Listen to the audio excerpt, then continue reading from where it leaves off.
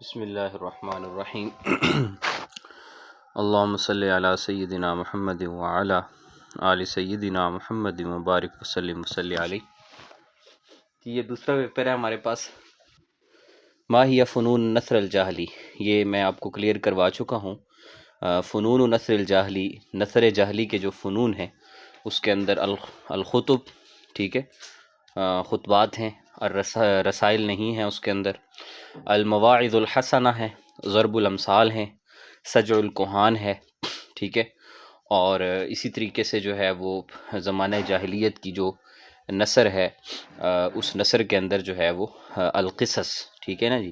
القصص الطویلہ، لمبے لمبے قصے جو ہے، رات کے قصہ گوئی، وہ اس میں شامل ہے۔ تو یہ زمانہ جاہلیت کی نثر ہے۔ اس کے علاوہ ہے متى بدا العصر الحدیث للادب العربی۔ ادب عربی کا جو جدید زمانہ ہے وہ کہاں سے شروع ہوتا ہے؟ تو وہ 1897 سے شروع ہوتا ہے، 1797 سے شروع ہوتا ہے، یعنی 18ویں صدی کا جو اینڈ ہے وہ عصر حدیث کے زمانے کی ابتدا ہے، جب نیپولین بوناپارٹ نے جو ہے وہ نیپولین بوناپارٹ فرانس نے جو ہے وہ حملہ کیا تھا مصر کے اوپر۔ تو یہ 1797 کی بات ہے، اور 1805 تک یہ یعنی قابض رہا فرانس مصر کے اوپر، پھر 1805 پہ مصر سے ان کا انخلا ہوا۔ تو اس وقت سے جو ہے یعنی 1797 سے جو ہے وہ جدید دور جو عربی ادب کا ہے وہ شروع ہو جاتا ہے۔ اور خطیب العرب، من ہوا خطیب العرب؟ مختلف اوقات میں مختلف اعتبارات سے مختلف لوگوں کو کہا گیا ہے خطیب العرب۔ اگر ہم عصر جاہلی کی بات کریں تو خطیب العرب جو ہے وہ قص بن سعد العیادی ہے، اور اگر اب زمانہ اسلام کی بات کریں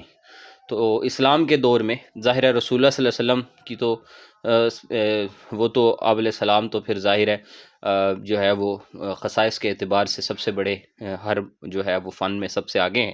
لیکن حضرت علی رضی اللہ تعالیٰ عنہ کو کہا جاتا ہے۔ اگر ہم اموی دور کی بات کریں تو حجاج بن یوسف کو کہا جاتا ہے کہ وہ بڑا خطیب تھا۔ بعض حضرات نے صاحبان بن وائل کو بھی لکھا ہے۔ اکتب نمیزات اسلوب العرابیہ فی وصیۃ ابنتہا، یہ سوال کا جواب ہم پڑھ بھی چکے ہیں، یہ آپ لوگ اس کی 2-4 لائنیں یاد کر کے وہ آپ لکھیں گے۔ وضح کلمہ احثکم، ٹھیک ہے، یہ لفظ احثکم، احثکم لغتاً تمام الوضوح، ٹھیک ہے جی، اس کو واضح کریں۔ احثکم جو ہے نا جی، یہ دراصل استعمال ہوتا ہے جو ہے نا کسی چیز، کسی معاملے کے بارے میں ابھارنے کے متعلق، کسی چیز کے ابھارنے کے متعلق استعمال ہوتا ہے۔ حث یحث حثا، الحث بمعنی ہوتا ہے ابھارنا، کسی چیز کے اوپر ابھارنا، ٹھیک ہے جی، اور اس کو اگر آپ عربی میں کہیں تو آپ کہیں گے کہ جی یعنی الحث معناہ ہونا یعنی الرضا بالشیء، کسی کام کے اوپر راضی کرنا، کسی چیز کے لیے تیار کرنا، تو یہ اس سے مراد ہے،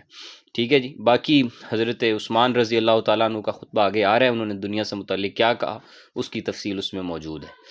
مؤلف البیان والتبیین، یہ جاہز ہے، ابو عمر عثمان بن بحر الجاہز۔ اور الناس اخیاف، الناس اخیاف، اخیاف یہ خفی سے ہے، ٹھیک ہے نا جی، جیسے ہم خفی بھائی کہتے ہیں اسی سے یہ لفظ نکلا الناس اخیاف، کہ لوگ جو ہے وہ سارے آپس میں ایک دوسرے کے جو ہے وہ یعنی تعلق رکھتے ہیں، ایک دوسرے کے ساتھ ان کا تعلق ہے۔ نیف و بز، نیف کا اطلاق ہوتا ہے ایسی جماعت پر جو کم از کم 100 ہو، اور بزا کا اطلاق ہوتا ہے ایسی جماعت پر جو 3 سے لے کے 10 تک کے درمیان ہو۔ اور ماذا قال ابو بکر فی خطبۃ الشہیرہ، آپ نے حضرت ابوبکر صدیق کا خطبہ پڑھا، ان کا جو خطبہ تھا وہ آخرت کی یاد دلانے کے متعلق تھا، عدل کے متعلق تھا، اور انہوں نے فرمایا کہ جب تک میں جو ہے یعنی حق کے ساتھ ہوں تو میرے سامنے جو ہے وہ کمزور آدمی بھی اس وقت تک مضبوط ہوگا جب تک وہ حق پر ہوگا، یعنی یعنی الرجل الضعیف جو ہے وہ عندی کان لہ قویا متى تکون بالحق، جب وہ حق کے ساتھ ہوگا، اور والرجل القوی تجد عندی ضعیفا، اور جو کمزور آدمی، قوی آدمی ہے، اس کو آپ میرے نزدیک کمزور پائیں گے کہ اس وقت کے جب وہ حق کے ساتھ کھڑا نہیں ہوگا۔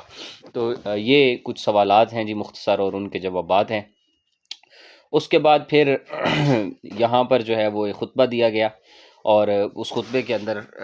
یہ کہا گیا کہ یا ایھا الناس ان اللہ قسم لکل وارث نصبہ من المیراث، یہ رسول اللہ صلی اللہ علیہ وسلم کا خطبہ ہے حجۃ الوداع، اور اس میں سے ایک حصہ لیا گیا ہے کہ بے اے لوگوں سن لو کہ اللہ رب العزت نے ہر وارث کا حصہ مقرر کیا ہے، اور ولا تجوز وصیۃ للوارث لوارث فی اکثر من ثلث، اور جو مرنے والا ہے وہ ثلث سے زیادہ میں وصیت بھی جاری نہیں کر سکتا، یہ جائز نہیں ہے۔ اور بچہ اسی کا شمار ہوگا جس والولد للفراش، ٹھیک ہے، یعنی بستر والے کا بچہ ہے، یعنی کہ جو میاں بیوی ہیں یا جن کا آپس میں تعلق ہے جسمانی، تو بچہ جو نسب ثابت ہوگا وہ اسی سے ہوگا۔ وللعاہر حجر، اور جو زانی ہے، عاہر ہے، اس کے لیے پتھر ہے، یعنی یہاں سے یہ مسئلہ بھی بتا دیا کہ اگر کوئی عورت جو ہے وہ حاملہ ہو، تو جو اس کا خامد ہوتا ہے، جو اس کا حقیقی شوہر ہوتا ہے، تو وہ بچہ بے شک اس نے زنا بھی کیا ہو لیکن وہ بچہ اسی سے منسوب ہوتا ہے، اس کے حقیقی شوہر سے منسوب ہوتا ہے، کیونکہ اسلام نے جو ہے وہ یہ حکم جاری فرمایا ہے کہ الولد للفراش، بستر والے کا بچہ ہوتا ہے، وللعاہر حجر، اور جو زنا کرنے والا ہے اس کے لیے پتھر ہے۔ اور من ادعى الى غیر ابیہ او تولی غیر موالیہ فعلیہ لعنۃ اللہ والملائکہ، اور جو بندہ جو ہے وہ کوئی دعویٰ یہ کرے اپنے باپ کے علاوہ کا، یعنی یہ دعویٰ کوئی کرے کہ جی یہ میرا باپ نہیں ہے، میرا باپ کوئی اور ہے، اور اسی طریقے سے او تولی غیر موالیہ، یا ایسے بندے کی یا اس غلام کے متعلق ہے کہ جو غلام اس آقا کا دعویٰ کرے جو اس کا آقا نہیں ہے، تو اس پر اللہ کی اور فرشتوں کی اور لوگوں کی تمام کی لعنت ہے۔ اور لا یقبل اللہ منہ صرفا ولا عدلا، اور یہ کہ جو ہے وہ اللہ رب العزت جو ہے وہ اسے قبول نہیں کریں گے، منہ صرفا ولا عدلا، نہ اس بات کو جو ہے وہ عدل کے پیمانے پر قبول کیا جا سکتا ہے، اور نہ ہی اس بات کو عرف کے پیمانے پہ قبول کیا جا سکتا ہے۔ تو یہ اس خطبے کی جو ہے وہ تشریح تھی، اور اس کے بعد اس میں جو مین چیزیں ہیں، اس میں جو رول بیان کیے ہیں، پہلا قانون یہ بیان کیا ہے کہ لکل وارث نصبہ منہ المیراث، ٹھیک ہے، ہر مورث کا حصہ ہوتا ہے میراث کے اندر۔ دوسرا رول یہ بیان کیا ہے کہ جو مرنے والا ہے، یعنی جس کی میراث تقسیم ہونی ہے، وہ ثلث سے زیادہ میں، تہائی سے زیادہ میں وصیت اس کی نافذ نہیں ہوگی، بے شک وہ یہ اگر وصیت کرتا ہے کہ جو ہے نا یہ اٹھا کر یہ میرے سارے جو ہے وہ مال کے اندر تقسیم کر دیا جائے اور مسجد کو دے دیا جائے یا کوئی دینی معاملے میں دے دیا جائے، تو وہ اس کا قبول نہیں ہوگا اگر اس کے ورثاء جو ہے وہ موجود ہیں۔ اور تیسرا قانون یہ بیان کیا ہے کہ جو ہے وہ بچہ جو ہوگا وہ صاحب فراش کا ہوگا، ٹھیک ہے، اسی سے اس کا نسب ثابت ہوگا، جو حقیقی طور پر جس کی طرف نسب ثابت ہونا چاہیے، نہ یہ کہ کوئی بندہ زانی کی طرف اس کو منسوب کیا جائے گا۔ اور چوتھا جو ہے رولس میں یہ بیان کیا کہ جو بندہ اپنے باپ کے علاوہ کا دعویٰ کرے یا مولا کے علاوہ کا دعویٰ کرے غلام، تو یعنی اسی سے یہ مسئلہ بھی نکلا ہے کہ انسان کو اپنی ذات اور بات اور یہ چیزیں نہیں چھپانی چاہیے۔ اچھا جی، اس کے بعد آگے ہے اشرح التراکیب التالیہ یا خیل اللہ یرکبی الناس کلہم سواک اسنان المشت ما قل وکفا خیر ما کثر والہا، یہ ہم نے نہیں پڑھی، ما قل وکفا خیر ما کثر مما کثر والہا، کہ تھوڑی گفتگو ہو اور کفایت کر جائے، یہ کافی ہے اس سے کہ گفتگو زیادہ ہو لیکن وہ ساری فضولیات پر مبنی ہو۔ رحم اللہ عبدا قال خیرا، ٹھیک ہے جی، اللہ رب العزت اس بندے پر رحم فرماتے ہیں کہ جو قال خیرن، کہ جو خیر کی بات کہتا ہے جب بات کرتا ہے، یا وہ چپ رہتا ہے، ٹھیک ہے نا جی، یعنی وہ گفتگو نہیں کرتا۔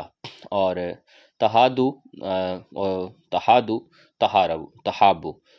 تہابو کا مطلب یہ ہے کہ آپس میں ایک دوسرے کے ساتھ محبت کے معاملات رکھو، نفرت کے معاملات نہ رکھو۔ اور رب عجلت تاہب ریسن ہم کر چکے ہیں، قد احزم لو عزم کر چکے ہیں، اور ما بھی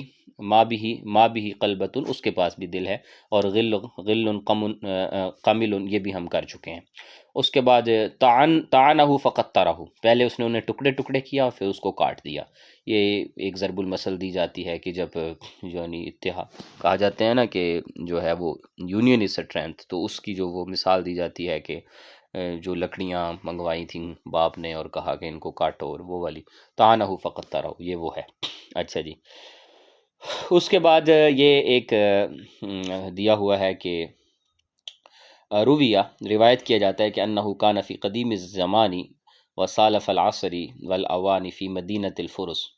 اور وارسا رومان ملک یقال لہ الملک یونان، کہا جاتا ہے کہ قدیم زمانے میں اور پہلے وقتوں کے اندر فارس کے شہر میں جو ہے وہ ایک بادشاہ ہوا جس کا نام رومان تھا، اور یونان کا بادشاہ تھا، اس کے پاس بڑا مال تھا، لشکر تھے، اور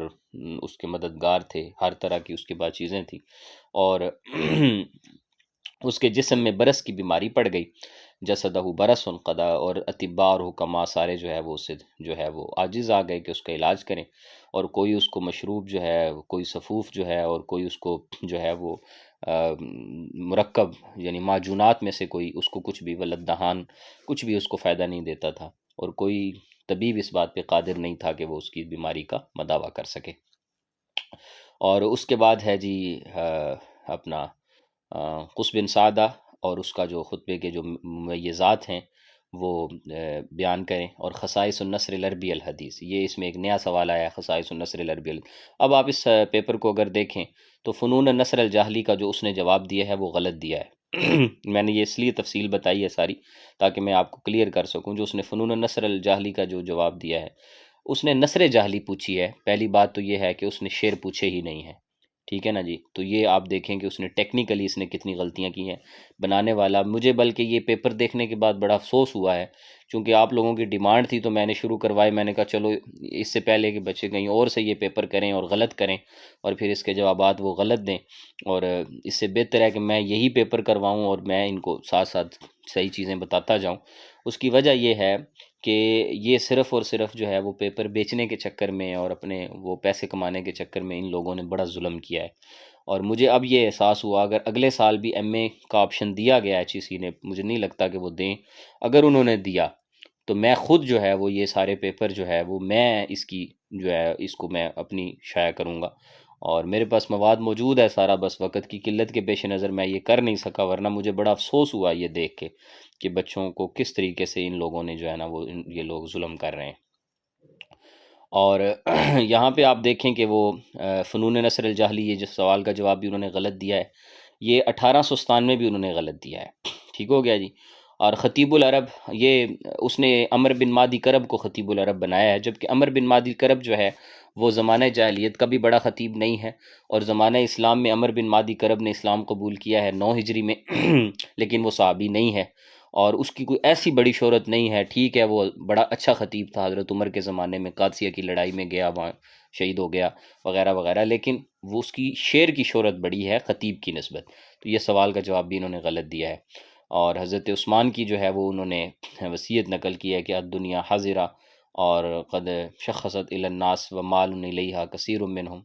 فلا ترکنوا الی الدنیا تثقفوا بها فانها لیست بثقۃ فاعلموا انها غیر تارکۃ الامن ترکھا، کہ دنیا جو ہے بظاہر بڑی بھلی معلوم ہوتی ہے، لوگ اس کی طرف مائل ہوتے ہیں اور بہت سے لوگ اس سے دھوکہ کھاتے ہیں، تو دنیا کو اپنا پکا وطن نہ بناؤ، کیونکہ یہ کوئی ایسی سکہ چیز نہیں ہے، ایسی مضبوط چیز نہیں ہے جس پہ اعتماد کیا جائے، اور یہ جان لو کہ یہ وطن چھوڑ کر جو ہے وہ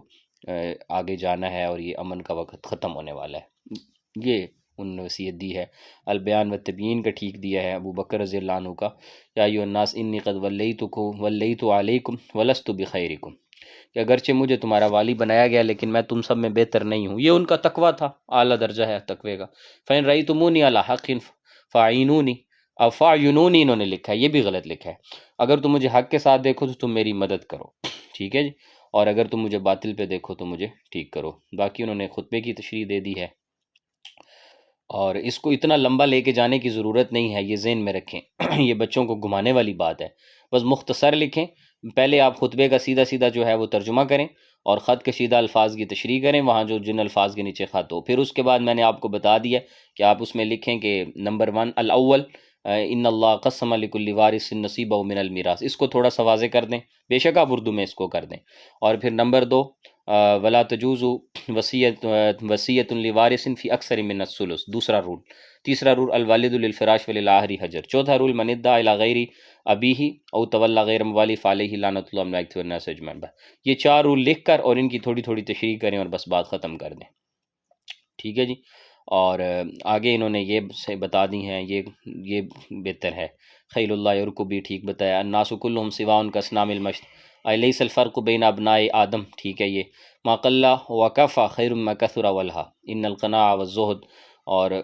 وعدم التکالیف۔ اب یہ اس کو زہد اور تقوی کی طرف بات کو لے گئے ہیں، حالانکہ یہ گفتگو کی بات ہے۔ قلہ یہ جو ہے نا قیلہ سے ہے، قیلہ بمعنی کہنا، گفتگو کرنا، اور یعنی وہ تھوڑا جو تمہیں کفایت کر جائے گفتگو کے اعتبار سے، اور اگر اس کو مطلقاً لیا جائے تو اس میں قناعت بھی آ جاتی ہے. ان القناع والزہد وعدم التکالیب علی الدنیا افضل من الطمع وحب الدنیا والاشتغال بلہوها فالمال القلیل الکافی خیر من المال الکثیر اللاہی. تحادو اور تحابو فی هذا الحدیث ان من الاشیاء التي تزید المحبہ. اور والمودہ بین افراد المجتمع الاسلامی تبادل الہدایا، اپنے ہدیوں کو ایک دوسرے کے ساتھ جو ہے وہ محبتیں پھیلاؤ، نفرتیں نہ پھیلاؤ. اس کے بعد کا لیلہ و دمنہ. لیلہ و دمنہ کی تفصیل جو ہے وہ پوچھی ہے، اور یہ سوال میرا خیال ہم لوگوں نے نہیں کیا ہوا. اس کو تھوڑا دیکھ لیتے ہیں جو اس میں ضروری چیزیں ہیں، کیونکہ میں نے آج اس کو ذرا تفصیل سے دیکھا ہے تو یہ سارا ہی غیر ضروری ہے. انہوں نے جو ہے نا یعنی کہ بات کو بہت یعنی اس غلط طریقے سے جو ہے وہ کیا ہوا ہے. اور اس کا جو ہے وہ یعنی جس بندے نے یہ سوالات کے جوابات ایڈجسٹ کیے ہیں یا جس نے لیے ہیں، اس کو پتہ ہی نہیں ہے کانسیپٹ کا کہ کانسیپٹ ہے کیا، عربی ادب کیا ہے. یا تو اس کا اپنا ایم عربی ہی نہیں تھا سرے سے، اور جو ہے وہ فنون نثر الجاہلی میں بتا چکا ہوں پہلے کہ جب آپ فنون نثر جاہلی کے فنون، اب نثر جاہلی کے جو فنون ہے، نثر جاہلی جو نثر ہے وہ کون سی ہے، یعنی مراد اس سے ہی ہے. تو جعلی نثر کیا ہے؟ جعلی نثر کے اندر الخطب ہے، اور المواعظ الحسنہ ہیں، ضرب الامثال ہیں، سجع الکہان ہے، القصص الطویلہ ہیں. تو یہ زمانہ جاہلیت کی نثر ہے، ٹھیک ہے نا جی. اور یہ فن روایہ، اب جو روایہ ہے یہ شعر کا فن ہے، یعنی شعروں کو آگے نقل کرنا، روایت کرنا. اور شاعری اور نثر تو دو مختلف آپس میں پیرالل چیزیں چلتی ہیں. تو یہ انہوں نے جو ہے وہ یہ اس سوال کا ٹوٹلی جواب غلط دیا. اچھا جی، یہ دیکھیے گا، یہ اگلے سوال پہ جو انہوں نے بلنڈر مارا ہے وہ تو اس سے بھی خیر بڑا ہے. تو عبداللہ ابن مقفع جو ہے، ولید عبداللہ ابن مقفع فی اجور، اجور میں پیدا ہوا، جو کہ فارس کے علاقوں میں سے، اس کے جو ہے وہ صوبوں میں سے ایک جگہ ہے. اور یہ جو ہے وہ المیہ ثانیہ للہجرہ، ٹھیک ہے جی. اور میہ ثانیہ للہجرہ، ہجرت یعنی دوسری صدی ہجری کے عشر اول میں پیدا ہوا، ٹھیک ہے جی. اور اس کا جو حقیقی نام ہے وہ روز بے تھا، اور اس کے والد کا نام دوز بے تھا. یہ داؤد بے نہیں ہے، یہ تھا دوز بے، ٹھیک ہے جی. داؤز اور بے، دال الف اور واؤ کے اوپر حمزہ آئے گا، اور پھر زا آئے گی، اور پھر با یا اور ہے آئے گی. اور یہ مذہباً مجوسی تھا، اور اس کا لقب جو تھا وہ اس کے ابو کا لاباب کا لقب مکفہ تھا، اس لیے کہ اس کے ہاتھ جو ہے وہ شنج تھے. شنج کا مطلب ہاتھ کا ٹنڈا تھا. اور لما امر الحجاج بالتنکیل بھی لأنہ اتہمہ بمدیدہ الی اموال الدولہ، اور یہ دراصل اس کے ہاتھ کٹوا دیے تھے حجاج نے. اس کی وجہ یہ ہے کہ اس نے اموال دولت کے اندر کوئی خرد برد کی تھی، اس پہ تہمت لگی تھی، کیونکہ یہ والی تھا اور یہ خراج وصول کرتا تھا فارس اور عراق کے علاقوں سے. تو اس وجہ سے پھر چونکہ وہ اس کا بیٹا تھا عبداللہ، تو وہ ابن مکفہ پہ کہلوایا جانے لگا. اچھا جی، پھر جب یہ اسلام اس نے قبول کیا تو اس نے اپنا نام عبداللہ رکھا. لیکن معروف قول یہ ہے کہ یہ واپس بددین ہو گیا اور اس پر زندقیت کی تہمت لگائی جاتی ہے. بل انہ اتہم بالزندقہ. اور یہ بڑا ادیب تھا اور بہت اچھا کاتب تھا، اور اس نے کتابت جو ہے وہ ابو العباس صفا کے لیے بھی کام کیا. پھر اس کے بعد اس کے بھائی ابو جعفر المنصور، جو عباسی دور کا دوسرا خلیفہ تھا، پہلا خلیفہ تھا نا ابو العباس صفا، تو اس کے لیے بھی یہ کام کرتا رہا. اور پھر دوسرا خلیفہ ابو جعفر منصور، ان دونوں عباسی خلفاء کے لیے اس نے کام کیا. ان دونوں خلفاء کے لیے، عباسی خلفاء کے لیے جو ہے وہ اس نے جو ہے وہ کام کیا. اور اس کے بعد وہ کہہ رہا ہے کہ الا ان ابا جعفر نقم علیہ بعد مدتی لکلام بلغ عنہ فی حقہ فتقدم الی امیر البصرہ سفیان ابن معاویہ فقتلہ. پھر کسی بات پر جو ہے وہ ابو جعفر منصور اس سے ناراض ہو گیا، تو اس نے امیر بصرہ کی طرف اس کو بھیجا اور اس کو لکھ دیا، تو اس نے اس کو قتل کر دیا. یہ عام طور پہ بادشاہوں کا ایک طریق ہوتا تھا. اور ومثل بہ ذلک فی عام اور یہ وعمرہ لم یبلغ السادسہ والثلاثین، کہتے ہیں کہ اس کی عمر صرف 36 سال کی تھی. اور یہ جو بات کی جا رہی ہے یہ 709 میلادی کی بات کی جا رہی ہے. اور اس نے بے شمار تالیفات چھوڑی ہیں، بہت ساری کتابیں فارسی کی ہیں، اور بہت ساری ایسی کتابیں ہیں جس میں اس نے عن ملوک العجم، عجم کے بادشاہوں کا جس میں جو ہے کے متعلق لکھا ہے تحدث فی کثیر من کتبہ عن ملوک العجم، جیسا کہ اس نے امیر نوشیروان کے متعلق لکھا ہے جو کہ ایک فارسی بادشاہ تھا، اور ان کی اس کا جو ہے وہ ادب کا ایک بہت بڑا حصہ ہے اس کی کتابوں میں، ادب کبیر بھی اور ادب صغیر بھی۔ اسی طرح اس کی کتاب درۃ الیتیمہ، اور اس کے علاوہ بھی اس نے تاریخ، فلسفہ اور اجتماع میں بے شمار بکس لکھی ہیں۔ ابن مقفع جو تھا وہ معاشرے کا ایک مصلح تھا، ٹھیک ہے جی، اور سوشلسٹ بندہ تھا۔ حیث دعا، اس نے لوگوں کو ظلم اور استبداد سے نکالنے کی طرف کوشش کی، اور لوگوں کو جو ہے وہ ایک دوسرے کی مدد اور حسن الاستشارہ، مشورے کی خوبصورتی اور عادل اور عقل کے نظام کی طرف بڑھایا لوگوں کو، اور اسی وجہ سے اس نے جو ہے وہ الی مداوات جہل الرعیت بالتسلب بالعقل والصداقہ، اس نے کہا کہ جو جاہلیت کی چیزیں ہیں ان کو جو ہے وہ عقل اور دوستی اور تدبیر گوئی کے ساتھ ختم کیا جائے، اور اپنے نفس کا محاسبہ کرنے کے ساتھ اور آخرت کا ذکر کرنے کے ساتھ وہ اصلاحی اسالیب کی طرف مائل تھا۔ اور کہتے ہیں کہ ابن مقفع کا جو اسلوب ہے وہ بعید عن الزخارف، زخرف کہتے ہیں یعنی ایسی مشکل اور ثقیل چیز کو جو زبان پر نہ آتی ہو، تو جو ہے وہ اس سے اس کا کلام پاک تھا، اور اس میں لفظی صناعت بندی تھی، اور اس نے معنی کا بڑا اچھا اہتمام کیا تھا اس بات کا کہ الفاظ کا جو منطقی اسلوب ہے ان کو وہ لے کے آتا ہے، اور جملوں کی طوالت تھی، اور اسلوب اس کا جو ہے وہ بڑا موجز تھا، ٹھیک ہے، اس میں بڑی اجاز بندی تھی، اور اس کے الفاظ بڑے جو ہے وہ جچے تلے تھے معنی کے اعتبار سے، اور اس کا اسلوب جو ہے وہ دلوں کو اپنی طرف کھینچنے والا تھا اور مائل کرنے والا تھا۔ یہ تو ہو گیا جی عبداللہ ابن مقفع سے متعلق، اس کو آپ نے اچھے سے دیکھ لینا ہے، یاد کر لینا ہے، کیونکہ یہ آپ کے سلیبس میں ہے، النصر القدیم میں بھی آ سکتا ہے اور تاریخ الادب العربی میں بھی آ سکتا ہے۔ عصر عباسی کا جو ہے وہ ٹاپ کلاس کا جو ہے نا وہ کاتب ہے۔ اور یہاں ایک بات فائدے کے طور پہ اگر آپ نوٹ فرمانا چاہیں تو، اور وہ بات یہ ہے کہ عصر عباسی جو ہے، عصر عباسی کی جو نثر ہے نا، اس کے جو ہے وہ 4 طبقات ہیں، یہ یاد رکھیے گا۔ یہ آپ جہاں سوال ایک آدھا آئے گا عصر عباسی کی نثر پہ، تو وہاں پہ آپ نے یہ لکھ دینی ہے یہ بات، اگر آپ یہ بات لکھیں گے تو انشاءاللہ آپ اچھے نمبر لیں گے،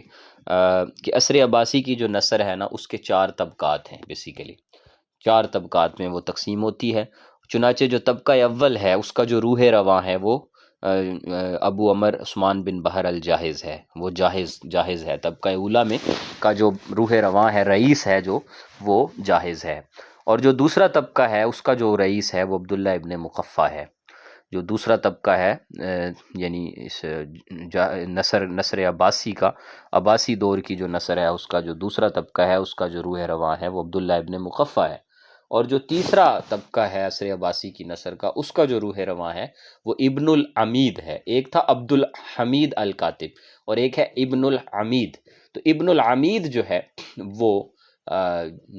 ہے وہ تیسرے دور کا روح رواں ہے۔ اور چوتھا جو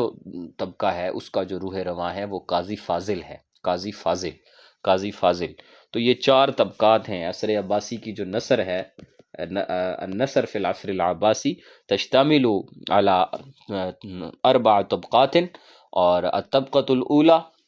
وکان له رئیس واسمہ ابو عمر عثمان بن بحر الجاحظ، والطبقۃ الثانیہ وله رئیس اسمہ عبداللہ ابن مقفع، والطبقۃ الثالثہ له رئیس اسمہ ابن العمید، والطبقۃ الرابعہ اسمہ الرئیس اسمہ لہو رئیس و اسمہ قاضی الفاضل۔ تو یہ بات آپ وہاں پر لکھیں گے جی۔ اس کے بعد آ جاتا ہے جی لیلا و دمنہ۔ لیلا و دمنہ جو ہے یہ بیسیکلی اس کی ایک کتاب ہے جس میں التراث القدیم، یہ کتاب تراث قدیم کے اوپر دلالت کرتی ہے، اور تراث قدیم کا معنی یہ ہے کہ جو ہماری قدیم میراث ہے، یعنی قصے، کہانیاں، گفتگو، سلیقے کی باتیں، شعر کی باتیں، علم اور فن کی باتیں، قدیم زمانے کی خبریں، قدیم زمانے کا لٹریچر، قدیم زمانے کے بادشاہوں کے حالات، ان پر یہ بیس کرتی ہے، تو اس وجہ سے اس کو تراث قدیم کہا جاتا ہے۔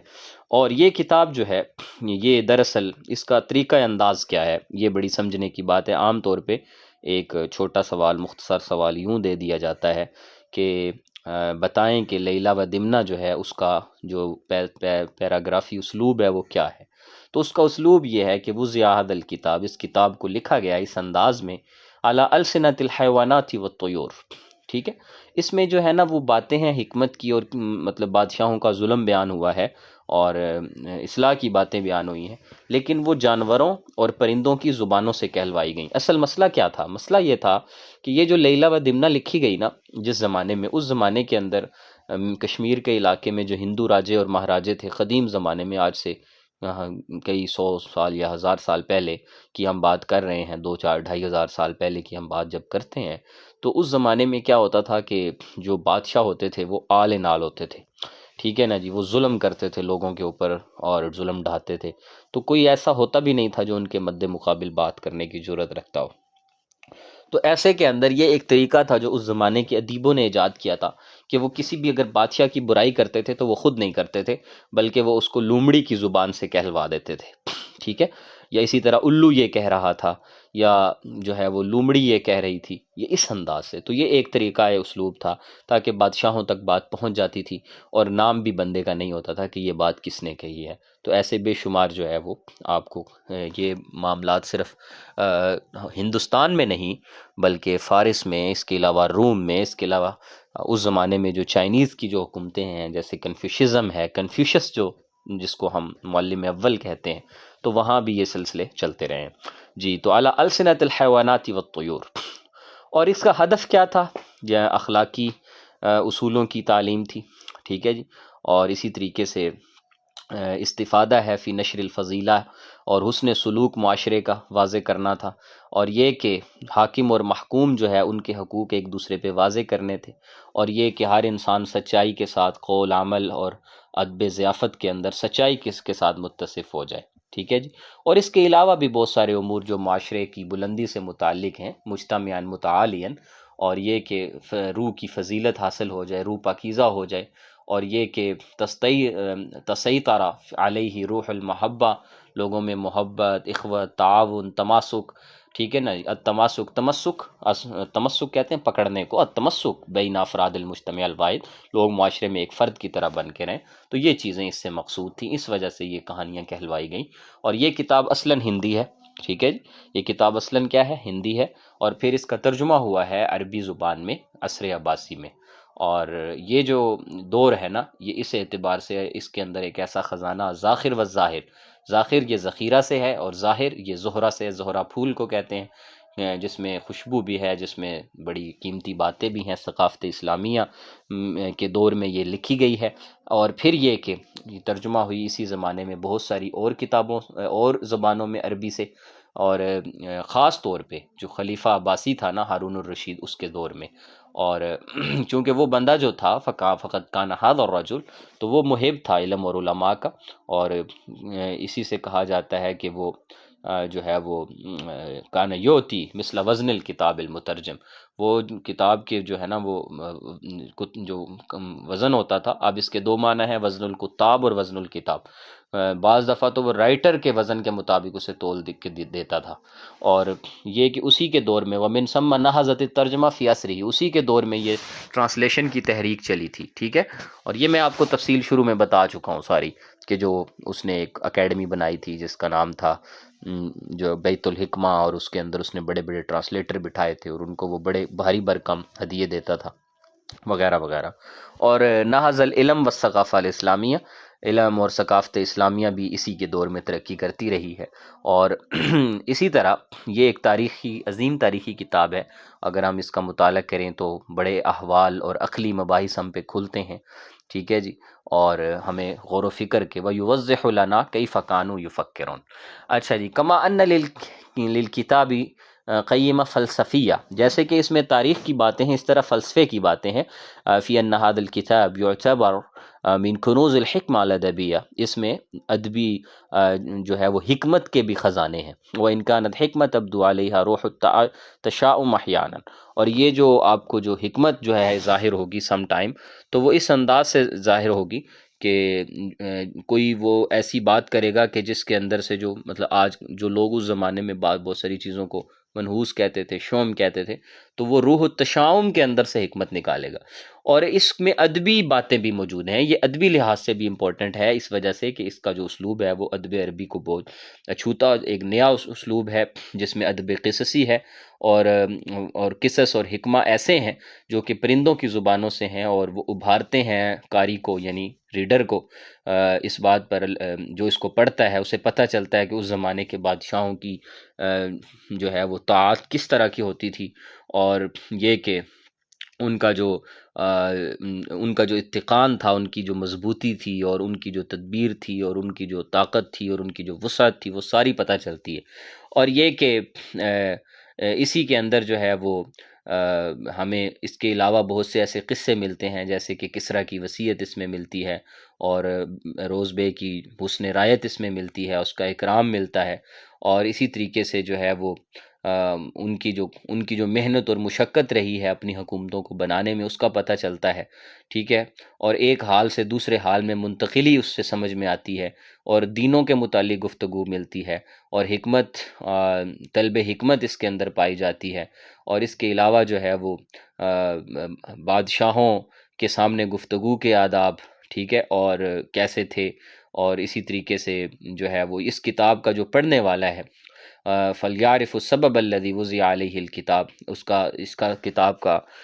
جو سبب ہے لکھنے کا، لیلہ و دمنہ کا، وہ بھی پتہ چلتا ہے. اور یہ کہ وَحُوِّلَ مِنْ أَرْضِ الْهِنْدِ إِلَىٰ أَرْضِ الْفَارِسِ، کہ اور یہ کیسے ارض ہند سے نکل کے ارض فارس میں آئی. اور وَلِيُعْرِفَ فَضْلُ الْمُلُوكِ، بادشاہوں کا جو فضل اور فضیلت ہے وہ اس سے پتہ چلتی، ان کی طاعت اور ان کا جو اثر تھا باقی معاملات میں. وَلِيُعْلَمَ أَنَّ الشَّرِيفَ مَنْ شَرَّفَهُ الْمُلُوكُ وَرَفَعَهُ فِي دَوْلَتِهَا، اور اس زمانے کا معزز وہ تھا جو بادشاہ جس کو معزز بناتے تھے. اور اسی طرح ان بادشاہوں کی دولت کی رفعت جو ہے، بادشاہت کی جو رفعت ہے وہ بھی سمجھ میں آتی ہے. اس میں جو ہے وہ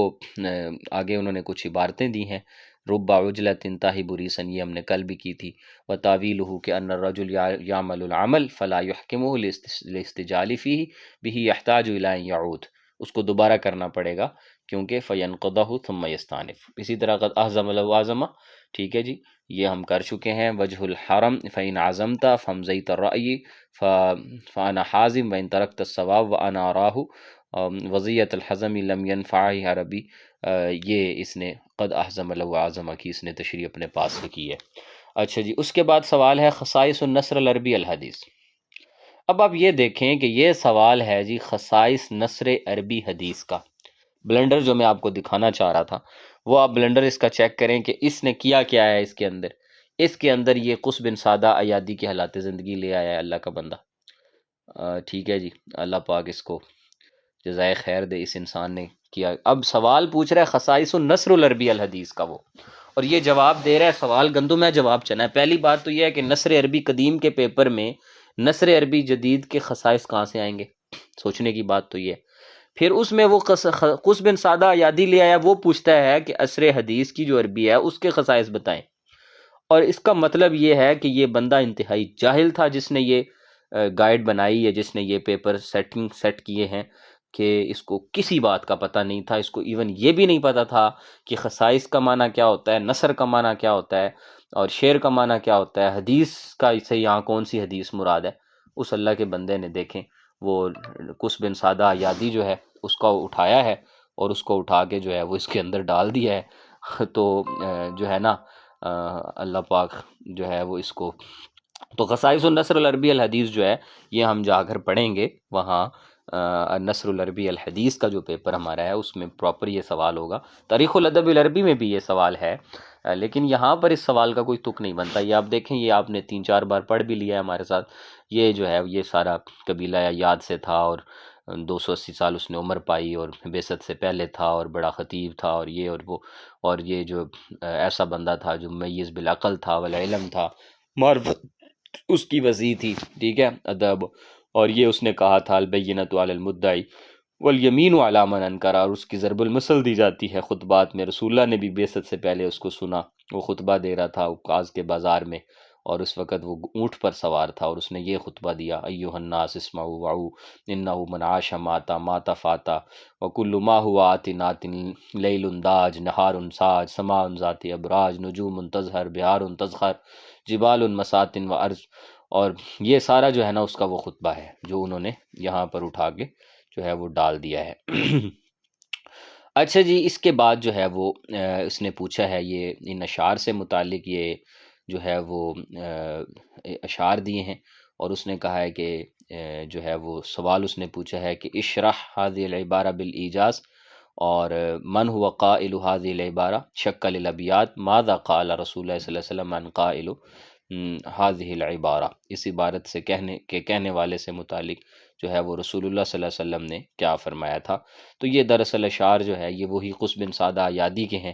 اور اس نے کہا تھا کہ فی الذاہبین الاولین، یہ یہاں سے دیکھ لیتے ہیں، یہاں بھی دیے ہوئے ہیں، فی الذاہبین الاولین، یہ اشعار آپ دیکھ لیں، میں کروا دیتا ہوں۔ فی الذاہبین الاولین، جو پہلے جانے والے ہیں پچھلے زمانوں میں، لنا بصائر، وہ ہمارے لیے کیا ہے، عبرت کی جگہ ہے۔ بصائر بصرت سے ہے نا، بصیرہ کہتے ہیں یعنی دیکھنے کو، عبرت پکڑنے کو۔ لما رأیت معارضا للموت، جب میں موت کے جو ہے وہ قافلے دیکھتا ہوں، تو جب میں موت کو دیکھتا ہوں کہ تو میں یہ سمجھتا ہوں کہ لیس لہا مصادر، لیس لہا مصادر، مصادر مصدر کی جمع ہے کہ ہمارے پاس اس سے کوئی راہ فرار نہیں۔ ورأیت قومی نحوہا یسعی الاصاغر، اور جب میں اپنی قوم کو دیکھتا ہوں کہ وہ اس موت کی طرف چھوٹے بھی بڑھ رہے ہیں، بڑے بھی بڑھ رہے ہیں، اور لا یرجع الماضی الی، اور یہ کہ ہم اپنے ماضی کی طرف جا بھی نہیں سکتے، ولا عن الباقین غابر، اور نہ یہاں ہم ہمیشہ رہ سکتے ہیں۔ تو ایقنت انی لا مال، پھر میں نے اپنے آپ کو یقین دلایا ہے اس بات کے ساتھ، میں نے کہا ہے کہ حیث صار القوم سارو، کہ ساری قوم تو جا رہی ہے، تو اے قس تو نے بھی تو جانا ہے، تجھے بھی یہاں سے کیا ہوگا جو ہے وہ جانا پڑے گا۔ تو رسول اللہ صلی اللہ علیہ وسلم نے قس بن سعدہ کے متعلق فرمایا تھا کہ رحم اللہ، اللہ اس پہ رحم کرے، قال رسول اللہ صلی اللہ علیہ وسلم او کما قال رحم اللہ، اللہ اس پہ رحم کرے کہ، اور آپ نے فرمایا تھا کہ رجو نہیں ہے، یرجو یا ارجو میں امید کرتا ہوں کہ ان یبعث اللہ فی یوم القیامت کا امت، کہ اللہ اسے قیامت کے دن ایک امت کی شکل میں اٹھائیں گے۔ اور یہ اشعار جو ہے یہ قس بن سعدہ یادی کے اشعار ہیں، وہ موت کو کی بات کر رہا ہے، موت کو دہرا رہا ہے، تو یہ وہ والے اشعار جو ہے وہ یہاں پر دیے گئے ہیں۔ باقی اس کے خطبے کے امتیازات ہم پہلے بھی کر چکے ہیں، یہ خطبہ بڑا رائع ہے، اسلوب اس کا بڑا مؤثر ہے، واضح ہے، تعبیر اس کی بڑی قوی ہے، ٹھیک ہے، اس میں جو ہے وہ وصیتیں ہیں بڑی اہم، اور اس میں حسن منطق ہے، گفتگو کا حسن ہے، اور حروف کا صحیح صحت کے ساتھ اظہار ہے، موضوع کا بڑا تناسق، تراتب اور وحدت پائی جاتی ہے، اور اس کی جو حجت ہے، دلیل ہے، وہ بڑی قوی ہے، برہان دلیل قوی ہے اس کی، اور اس کا اسلوب بڑا جو ہے وہ مقفع اور مسجع ہے، اور اس کا یہ خطبہ ان ضرب الامثال پہ محیط ہے، جیسے کہ من عاش ماتا وکل ما هو آت نات، اس میں ایک قسم کا ایقاع موسیقی بھی پایا جاتا ہے، ٹھیک ہے جی۔ اور اسی طریقے سے جیسے کہ لیل انداج نہار انساج سماع ذات ابراج، اور اس کا جو اسلوب ہے وہ دلوں کو اپنی طرف کھینچنے والا ہے، اس کا اسلوب جو ہے۔ اب یہ جو آگے اس نے جواب دیا ہے سوال کا، یہ اس نے جواب صحیح دیا ہے، خصائص النثر العربی الحدیث کا، ٹھیک ہے جی۔ تو ویسے یہ اس پیپر میں مجھے ابھی تک یہ سمجھ نہیں آ رہی، یا تو یہ پیپر بنانے والے سے مسٹیک ہوئی ہے، کیونکہ النثر العربی القدیم کا جو پیپر ہوتا ہے اس پیپر میں خصائص النثر العربی الحدیث تک نہیں بنتا۔ سم ٹائم جو ہے نا وہ ہوتا ہی ہے کہ یونیورسٹیز میں جو ہم لوگ پیپر بناتے ہیں، ہمیں تو پتہ ہوتا ہے کہ بھئی کون سی چیز پیپر میں دینی ہے، کون سی چیز نہیں۔ سم ٹائم ہوتا ہی ہے کہ جو پیپر بناتے ہیں نا کالجز والے، جو پروفیسر حضرات ہوتے ہیں، جو مطلب جو کالجز کے جو لیکچررز ہوتے ہیں، تو وہ تو بی اے لیول کی عربی بس پڑھاتے ہیں زیادہ تر، ان کا تو ایم اے سے اتنی اٹیچمنٹ بھی نہیں ہوتی، ان کو آئیڈیا بھی نہیں ہوتا، بس وہ پیپر پھر بناتے ہیں تو بس وہ بنا دیتے ہیں۔ تو سم ٹائم ہم پھر پیپر چیک ہوتا ہے، کراس چیک ہوتا ہے، یہ شروع کی بات ہے 15 کا جنہوں نے پیپر لگایا ہوا ہے۔ تو خصائص النثر العربی الحدیث کا بہر کیف اس پیپر میں تک نہیں بنتا، نثر العربی قدیم میں اس کا تک نہیں بنتا، نثر العربی حدیث میں تک بنتا ہے، تاریخ الادب العربی میں بھی آپ اس کو دے سکتے ہیں، باقی پیپروں کے ساتھ آپ اس کو اسی طرح شعر العربی الحدیث میں بھی چلیں، کسی درجے اگر شعر کا اگر ہم مد مقابل نثر لیں تو وہاں ہو سکتی ہے، لیکن یہاں نہیں بنتا۔ لیکن چونکہ آپ نے دے دیا ہے، یہ ایک سوال بڑا اہم ہے، ضروری ہے، تو ہم اس کو یہیں پہ حل کر لیتے ہیں، حل کرنے میں حرج نہیں ہے کیونکہ یہ ہمارے سلیبس میں بار بار آنا ہے، تو ہم اس کو دیکھ لیتے ہیں، اور اس کو دیکھنے سے آپ کی کافی ساری گرہیں کھل جائیں گی، جو آپ کی یعنی خاص طور پہ تاریخ الادب العربی سے ریلیٹڈ جو بہت ساری کانسیپٹس ہیں، آپ کے عصر حدیث کا جتنا بھی کانسیپٹ ہے وہ یہاں سے آپ کی سمجھ میں آئے گا۔ اب یہاں دیکھیں کہ وہ کنفیوز ہوا ہے تو اس نے اس کو سن جو ہے اس کو واضح بھی نہیں کیا۔ بدا عصر الحدیث مع بدایت الحملہ الفرنسیہ، فرانس کے حملے کی جو کیا جب ہوا تھا اس سے اس کی ابتدا ہوتی ہے، مصر پہ جو حملہ ہوا تھا، اور یہ حملہ 1797 میں ہوا تھا، اور اس کے بہت سارے عوامل ہیں جو کہ جس نے ادب عربی جدید کو کی معاونت کی ہے اس کو اٹھایا ہے، خاص طور پہ شعر کو اٹھایا ہے، اور شعر کو اٹھانے والا استعاد مجدہ، مطلب اس شعر کو جو ہے وہ کامیابی عطا کرنے والا جو تھا وہ محمود سامی البارودی تھا۔ یہ یاد رکھیے گا کہ عصر حدیث میں جو شاعروں کا امام ہے، رائد ہے، جو شعر کو اٹھانے والا ہے، وہ محمود سامی البارودی ہے۔ اور اس کے کئی عوامل ہیں، ایک عامل تو اس کا وجہ یہ ہے کہ العودہ الی اتصال العربیہ القدیمہ، ٹھیک ہے، تو جب ظاہر سی بات ہے جب یورپ حملہ آور ہو گیا مصر پر، تو انہوں نے آ کے ان کے اسکول کالجز اور یہ ادھر ادھر انہوں نے عربی بند کر دی، انہوں نے فرانسیسی زبان چلا دی۔ اب ان لوگوں کو خطرہ لاحق ہوا کہ ہمیں اپنی عربی زبان تو بھول جائے گی، ہم تو اس پہ فخر کرتے ہیں، ہمارے لیے تو یہ بڑا ایک جو ہے وہ فخر کا مقام تھا۔ تو چنانچہ انہوں نے ایک تنظیم، انہوں نے ایک آواز لگائی کہ العودہ الی اتصال عربی القدیمہ، کہ اپنی جو قدیم عربی ہے ہم نے اس کی طرف واپس لوٹنا ہے، اس کو نہیں چھوڑنا۔ تو چنانچہ انہوں نے جو ہے وہ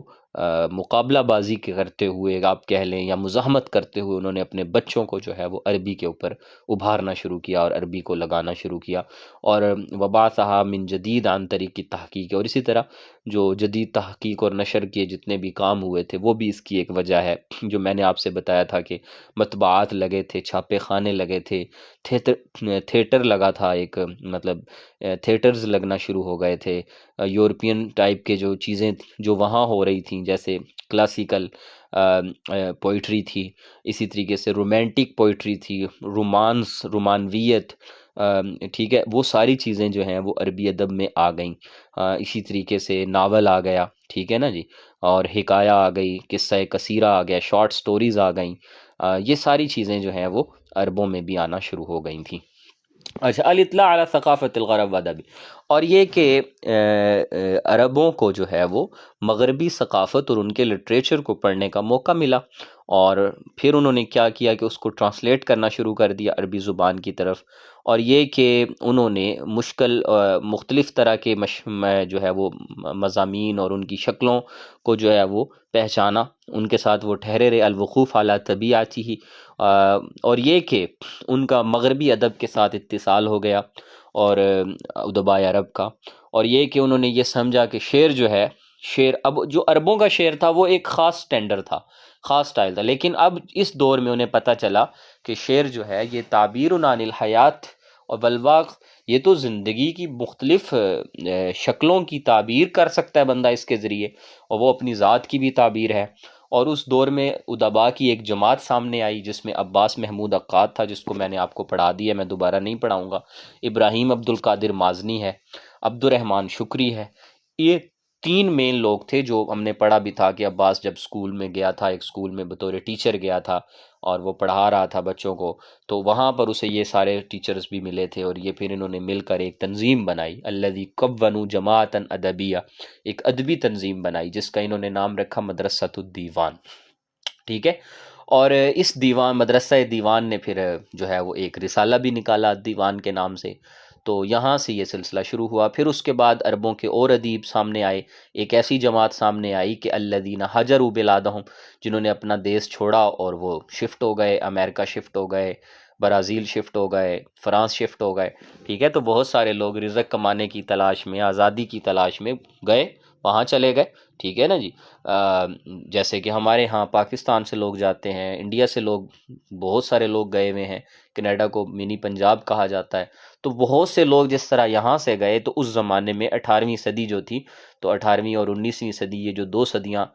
گزری، یعنی 18ویں صدی کے آخر سے یہ سلسلہ شروع ہوا، 19ویں اور 20ویں صدی، تو یہ بہت تعداد میں لوگ جو ہے وہ وہاں شفٹ ہونا شروع ہو گئے، ٹھیک ہے نا جی، تو لہٰذا جو لوگ وہاں پہنچے تو اپنا روزی کمانے کی تلاش میں اور آزادی کی تلاش میں، ٹھیک ہے نا جی، اور انہوں نے جا کے امریکہ میں اپنے ٹھکانے بنائے، تو وہ وہاں کے ادب سے متاثر ہو گئے، تو ان کو ہم شعراء مہاجرین کہتے ہیں۔ مہاجر مطلب جو ہجرت کر کے آیا ہو، تو ان کا اپنا غم تھا، ٹھیک ہے نا جی، کیونکہ وہ وطن بھی چھوڑ کے آئے تھے، پیچھے غم بھی چھوڑ کے آئے تھے، تو انہوں نے ایک اپنی شاعری کہنا شروع کر دی۔ اچھا، یہ سارے عوامل جو ہے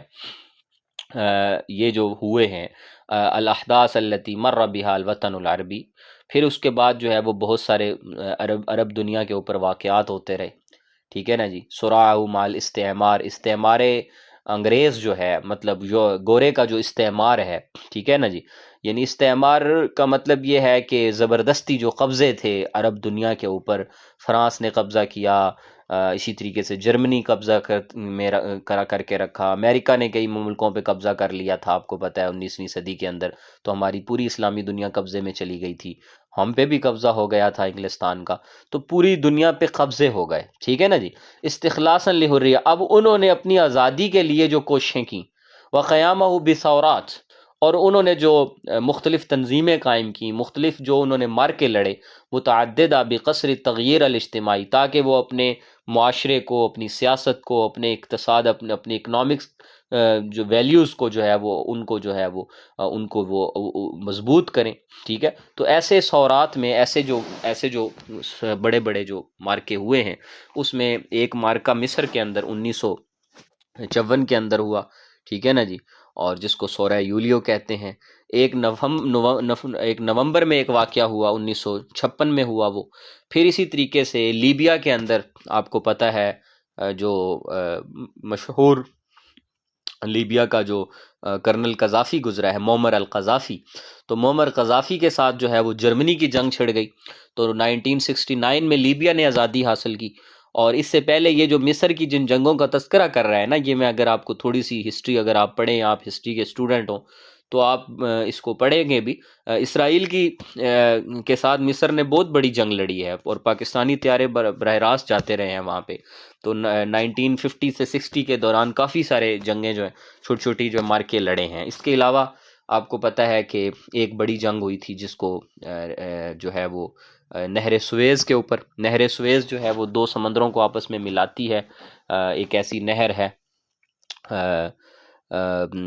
جو ہے وہ اس کو ملاتی ہے۔ جی بالکل، آپ کا یہ عمران صاحب، یہ نثر قدیم کے پیپر کے لیے نثر حدیث کو تیار نہ کریں، خصائص نثر حدیث، یہ سوال نثر قدیم کے پیپر کا نہیں بنتا۔ تو نہر سویز جو ہے وہ دو سمندروں کو ملاتی ہے، جب خاص طور پہ جب انگلستان کی حکومت تھی یہاں بر صغیر میں، تو ان کو اپنا جو مال وہاں سے بحری جہازوں سے لانا پڑتا تھا، تو وہ پہلے لاتے تھے بحیرہ قلزم کے تھرو، اور پھر مصر روک لیتے تھے، پھر مصر سے آگے پھر وہ دوبارہ ٹرکوں کے ذریعے اور مطلب مختلف مال گاڑیوں کے ذریعے اور خچروں کے ذریعے اس کو جو ہے نا 6 مہینے لگ جاتے تھے، پھر وہ اس کو وہاں سے ٹرانسفر کرتے تھے، اور ٹرانسفر کر کے اور پھر اس کو اگلے دریا میں پھینکتے تھے، اور پھر وہ یہاں بحیرہ عرب میں آ کے یہاں سے اترتا تھا۔ تو انہوں نے کہا کہ ان دو سمندروں کو آپس میں ملا دیا جائے، درمیان میں چھوٹی سی پٹی تھی، وہ نہر اگر ہم بنا دیں تو یہ تو ہماری سمندری بندرگاہ کھل جائے گی، تو وہ نہر انہوں نے بنا لی۔ اب وہ نہر تو بن گئی، لیکن اس کے بعد جو ہے وہ مصر نے جو ہے کہا کہ جب قومیانہ شروع ہوا تو انہوں نے کہا یہ نہر پہ تو ہمارا حق ہے، ہم کسی کو گزرنے نہیں دیں گے، تو وہاں پر بھی ایک بڑی جنگ ہوئی، تو وہ نہر سویز کی جنگ کہتے ہیں۔ اسی طرح ایک ڈیم بنا تھا، اسوان ڈیم، اس زمانے میں اسوان ڈیم تھا جو کہ امریکن اور مختلف یورپین جو ہے ایڈ کے ساتھ بن گیا، بعد میں اس میں روس میں مداخلت کی، مصر روس کے ساتھ کھڑا ہو گیا، تو اس پر بھی پھر ایک اور جنگ ہوئی، جو اسوان کا جو ڈیم ہے، بڑا ڈیم جو پورے مصر کو سیراب کرتا تھا، تو اس پر بھی ایک بڑی جنگ، باہر کیف یہ بڑی بڑی جنگیں ہوتی رہیں، اور اس کے علاوہ بھی کئی عوامل ہیں جنہوں نے عربی شاعری کو بڑا تطور عروج بخشا، اور تطوراً کبیراً، اور وسارہ فی طریق تجدید، اور اس نے شاعری کو اور نثر کو ایک نئے طریقے پہ ڈال دیا، اور وسارت لہو خصائص الممیزہ، اور یہاں بہت سے خصائص ہیں، خصوصیات ہیں جن کو ہم واضح کریں گے۔ مع بدایت النہضہ، ٹھیک ہے نا جی، شروع کا جو دور ہے اس میں حافظ محمود سامی البارودی ہے، پھر اس کی اتباع میں، اس کی فالونگ میں احمد شوقی آئے، حافظ ابراہیم آئے، معروف رصافی آئے، احمد شارف آئے وغیرہ، ان تمام لوگوں کا شعر ایک جیسا ہے، ٹھیک ہے نا جی۔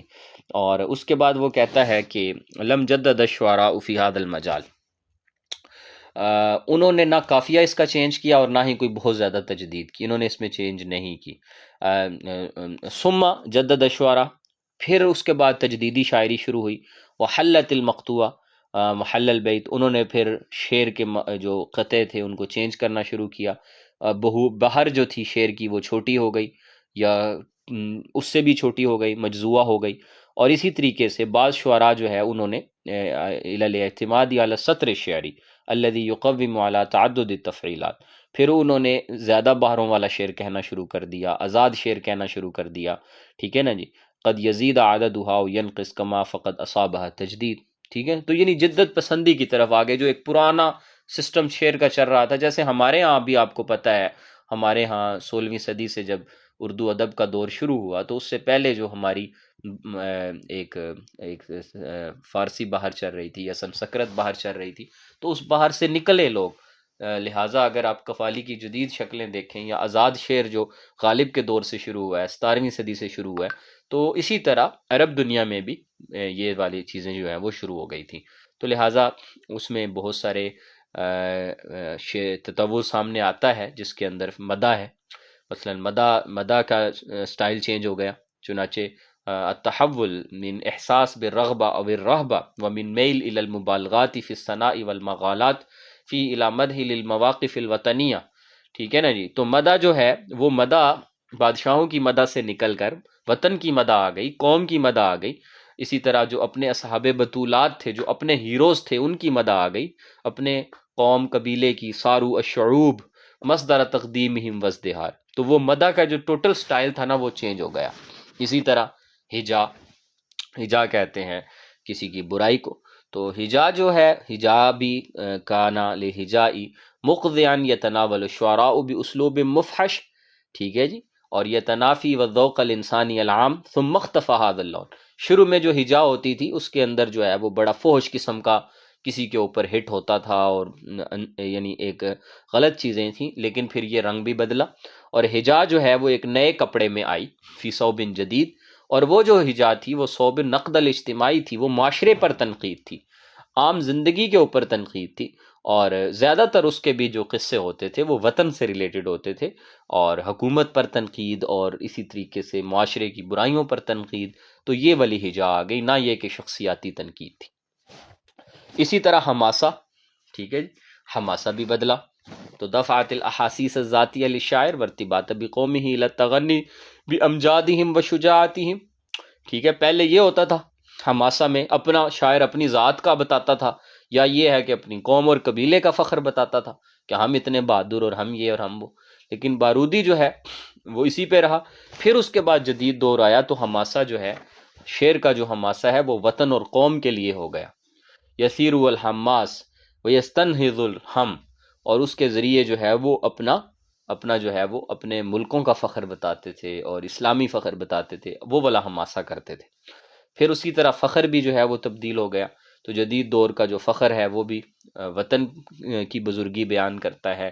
اور سیاسی اور اجتماعی لحاظ سے چیزوں کو بتاتا ہے۔ اسی طرح رسا، تو مرثیہ جو ہے، جدید دور کا مرثیہ جو ہے وہ بھی تبدیل ہو گیا ہے، اور یہاں سے دیکھیں، ظاہر رثاء الزعماء والثورین الوطنیین، وطن کے لیے جو لوگ کوششیں کرتے تھے، جو بڑے تھے، تو مرثیہ، ان کا مرثیہ جو ہے وہ شروع ہو گیا اور انہی کی بزرگی شروع ہو گئی۔ کما نرا رثاء الشہید عمر المختار، جیسے کہ ہم دیکھتے ہیں کہ عمر مختار کی جو ہے وہ رثا ہوئی۔ اسی طرح غزل آ گئی، وصف آ گیا، اور شعر تعلیمی وغیرہ جو ہے نا یہ رثاء کے عنوانات تھے۔